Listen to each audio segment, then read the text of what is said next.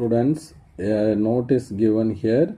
EMF can be induced by changing relative orientation between the coil and the magnetic field. அதாவது காயிலுக்கோட பிளானுக்கும் magnetic ஃபீல்டுக்கும் இடையில் உள்ள அந்த angular பொசிஷனை மாற்றுறது மூலமாக நம்ம இஎம்எஃப்பை ஜெனரேட் பண்ண முடியும். இது ரெண்டு முறையில் நம்ம உருவாக்கலாம். This can be achieved either by rotating a coil in the magnetic field.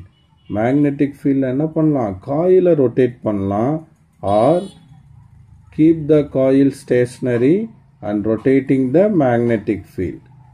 காயிலை ஸ்டேஷ்னரியாக வச்சுட்டு மேக்னெட்டிக் ஃபீல்டை ரொட்டேட் பண்ணலாம். Here we rotating coil type is considered.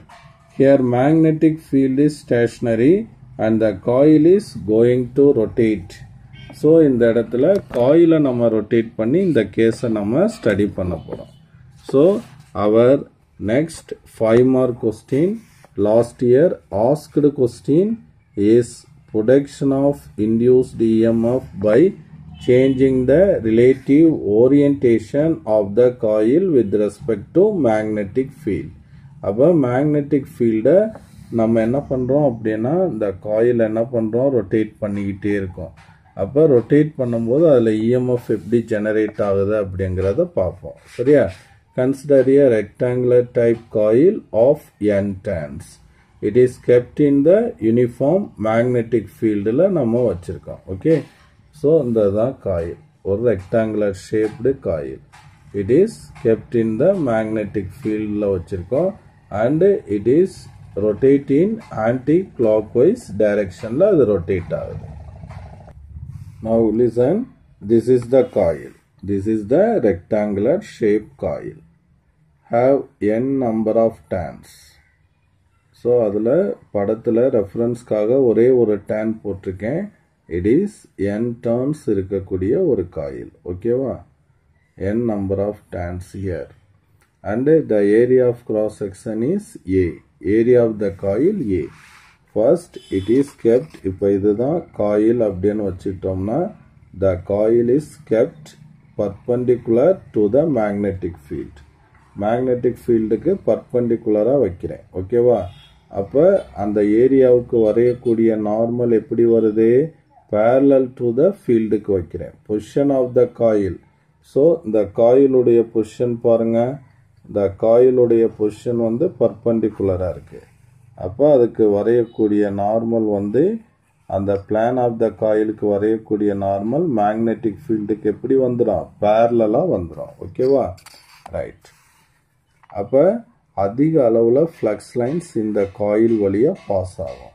அப்போ the flux linked with the coil when it is parallel, இந்த பொசிஷனில் இருக்கும்போது அதில் pass ஆகக்கூடிய ஃப்ளக்ஸ், மேக்னெட்டிக் ஃப்ளக்ஸ் வந்து B டாட் A. ஓகேவா? அப்போ வந்து என்னது, டாட் ப்ராடக்ட்னா BA காஸ் தீட்டா, தீட்டாக்கு பதிலாக ஒமேகா Tங்கிறத யூஸ் பண்ணுவோம். So total number of turns வந்து n டர்ன்ஸா, அப்போ டோட்டல் ஃப்ளக்ஸ்னா என்ன மல்டிப்ளை பண்ணிக்கணும். So when it is perpendicular the normal drawn to the plane of the coil is lies along the magnetic field. So here omega t is 0. That is omega t means what? That is angle value is 0. அப்போ the flux is NBA. ஏன்னா here omega t equal to 0. அப்போ that means maximum flux is linked with it. Now the coil rotates in anti-clockwise direction with the angular velocity omega. So for instant of time this is t equal to 0. After some time t it rotates at an angle theta. That is what omega t we say. Okay, then now the flux linked with the coil. அப்போ இதில் link ஆகிருக்கக்கூடிய ஃப்ளக்ஸ்னா phi m equal to என்னன்னு சொல்லுவோம், NBA cos omega tன்னு எழுதுவோம். அப்போ total ஃப்ளக்ஸ்னா number of turns இங்கே multiply பண்ணியாச்சு. இதுதான் total flux. இப்போ the magnetic field B is resolved into two components. One is B cos theta, that is perpendicular to the plane of the coil. The other component is B sin theta, which is parallel to the plane of the coil. This parallel to the plane of the coil, this component has no effect on electromagnetic induction.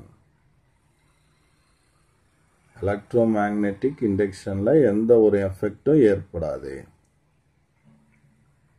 Okay, so there is effect only to the normal component.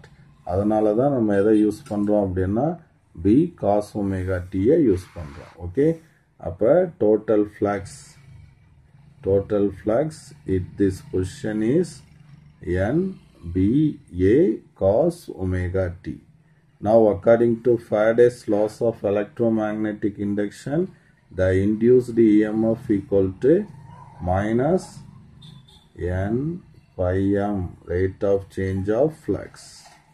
Minus is according to Lenz's law. Okay, and so d by dt you substitute instead of N pi m, you use N B A cos omega t அப்படின்னு போடும். அப்போ இங்கே மைனஸா, அப்போ இதை differentiate பண்ணுறோம். அப்போ differentiate பண்ணும்போது என்ன வரும்? NBA. இப்போ ஒமேகா டி, இதை தான் இந்த காஸ் டேமை தான் டிஃப்ரென்ஷியேட் பண்ணோம். இது கான்ஸ்டன்ட். அப்போ காஸ் ஏஎக்ஸ் ஃபார்முலா. அப்போ காஸை டிஃப்ரென்ஷியேட் பண்ணால் மைனஸ் ஏ சைன் ஏஎக்ஸ். இங்கே ஏங்கிற இடத்துல ஒமேகா இருக்குது. அப்போ minus omega sine omega T அப்படின்னு எனக்கு கிடைக்கும். அப்போ மைனஸ் ஆஃப் மைனஸ் ப்ளஸ். அப்போ N B A omega sine omega டீன்னு இன்டியூஸ்ட் இஎம்எஃப் கிடைக்கும். when the coil is rotated 90 degree, அப்போ ஒரு 90 degree ரொட்டேட் ஆகுதுன்னு வச்சுக்கோ. if omega t equal to 90 degree அப்படின்னு இருந்துச்சுன்னா, ஸோ sin 90 degree வேல்யூ வந்து என்ன ஆயிரும்? 1 அப்படின்னு ஆயிரும். அப்போ the induced EMF takes the maximum value. அப்போ மேக்ஸிமம் வேல்யூவை இந்த மாதிரி எழுதணும். அப்போ இந்த இதுதான் மேக்ஸிமம் வேல்யூன்னு கிடைச்சிருக்கு. அப்போ induced EMF is written in sin equation equal to EM sin omega t. So E is the instantaneous value of induced EMF and EM is the maximum value of induced EMF. இப்போ இதனுடைய heart of the கொஸ்டினே வந்து இதனுடைய இந்த diagram தான். தெளிவாக எப்படி போடுறதுங்கிறத பார்ப்போம். First plane of the coil எப்படி இருக்குது? மேக்னெட்டிக் ஃபீல்டுக்கு பர்பண்டிகுலராக இருக்குது. ஓகேவா? அப்போ ஒமேகா டிங்கிறது ஆங்கிள். பர்பண்டிகுலர் அப்படின்னா 90 போடக்கூடாது. பர்பண்டிகுலர்னா coil perpendicular, angle between normal to the plane of the coil. அப்போ காயிலோட பிளானுக்கு நார்மல் என்னது? இப்படி வருமா? மேக்னெட்டிக் ஃபீல்டு இந்த பிங்க் கலரில் இருக்குது. அப்போ காயில் மேக்னெட்டிக் ஃபீல்டுக்கு பர்பண்டிகுலராக இருக்குது. அப்போ இங்கே வரையக்கூடிய நார்மல் மேக்னெட்டிக் ஃபீல்டுக்கு பேரலாக வருது. அப்போ வந்து ஒமேகா டி இஸ் 0 டிகிரி. அப்போ ஒமேகா டி 0னா நம்மளுக்கு formula EMF equation equal to EM sine omega T. அப்போ ஒமேகா டி 0னா சைன் 0, sin 0 0. அப்போ இன்டியூஸ்ட் இஎம்எஃப் 0. ஸோ அந்த பாயிண்டில் ஓங்கிற பாயிண்டில் இன்டியூஸ்ட் இஎம்எஃப் இங்கே இருக்கும். இப்போ பிளான் ஆஃப் த காயில் இப்படி பர்பண்டிகுலராக இருந்துச்சு. Now it makes a 90 degree rotation. அப்போ 90 டிகிரி ரொட்டேஷன் வரும்போது என்ன ஆகும்? இந்த மாதிரி வந்துடும், பேரலாக வந்துடும். ஓகேவா? ரைட். இப்போ இதுக்கு வரையக்கூடிய நார்மல் எப்படி இருக்குது? இப்படி இருக்குது. அப்போ மேக்னெட்டிக் ஃபீல்டுக்கு பர்பண்டிகுலராக இருக்குது. அப்போ வந்து omega T equal to 90 degree. ஓகேவா? அப்போ 90 டிகிரி. அப்போ ஒமேகா டி 90 டிகிரினா இதே ஃபார்முலாவில் போடும்போது EM sin pi by 2. sin pi by 2 அங்கும்போது 1. அப்போ induced EMF takes the maximum value. அப்போ இதுதான் மேக்ஸிமம் வேல்யூ. அப்போ இங்கிருந்து இந்த பொசிஷனுக்கு வந்துடும். அப்போ the induced EMF reaches its positive maximum. Okay, அடுத்து பார்ப்போம். அடுத்து வந்து முதல் இப்படி இருந்துச்சு, அடுத்து ஒரு 90 ரொட்டேஷன் பேரலா வந்துச்சு, அடுத்து ஒரு 90 rotation again it is perpendicular.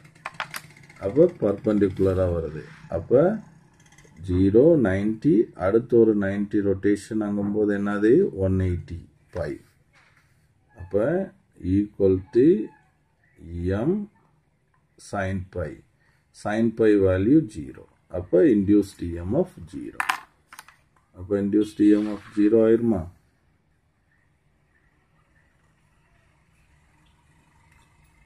Bike 0 ஆயிரும். Again 190 degree rotation. Again 190 degree rotation ஆகும்போது 180 plus 90 என்னது 270. 270 3 pi by 2 அப்படின்னு எழுதுறோம்.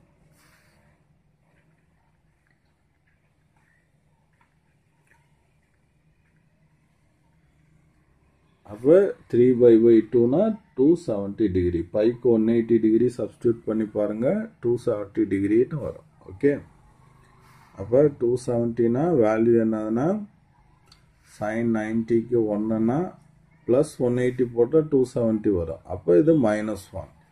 அப்போ ஈக்குவல் டு -EM. அப்போ இன்டியூஸ்ட் EMF நெகட்டிவ் மேக்ஸிமம்க்கு போயிடுச்சு. அப்போ நெகட்டிவ் மேக்ஸிமம் இந்த இடத்துல இருக்கா? ஸோ இந்த இடத்துக்கு வந்துடுச்சு. Okay, right. அடுத்து வந்து அகைன் ஒரு 90 டிகிரி ரொட்டேஷன். அப்போ 270 ப்ளஸ் 90 டிகிரி என்னது 360. அப்போ 2 pi. திரும்ப இனிஷியல் பொசிஷனுக்கு வந்துடும். அப்போ sin 2 pi. sin n5 value என்னது 0. அப்போ ஈக்குவல் டு 0. அப்போ the induced EMF is take 0. அப்போ when the coil is rotated in the magnetic field, the induced EMF in the sinusoidal waveform, that is alternating EMF, is generated. So this EMF generated when the coil is rotated in the magnetic field is called a sine wave formula இருக்கா, அதனால sinusoidal EMF அல்லது இதுக்கு இன்னொரு பேரு alternating EMF. இப்போ இந்த எண்டில் வந்து நம்ம ஒரு ரெசிஸ்டன்ஸை கனெக்ட் பண்ணுறோன்னு வச்சுக்கோங்க. அப்போ இதில் ஃப்ளோ ஆகக்கூடிய கரண்ட்டும் எப்படி இருக்கும் அப்படின்னு கேட்டோன்னா, this is also alternating current. அப்போ அல்டர்னேட்டிங் கரண்ட்டோட ஈக்குவேஷனை நம்ம எப்படி எழுதுவோம்னா, அதையும் சைன் வேவ் ஃபார்மில் எழுதுவோம். I equal to IM sin omega t. So IMங்கிறது மேக்ஸிமம் வேல்யூ ஆஃப் கரண்ட். இவ்வளோதான் ஸ்டூடெண்ட்ஸ் இந்த 5 மார்க் லாஸ்ட் இயர் கேட்டிருக்கான். ஸோ ஹார்ட்டே வந்து இந்த டயக்ராம் தான். ஓகே.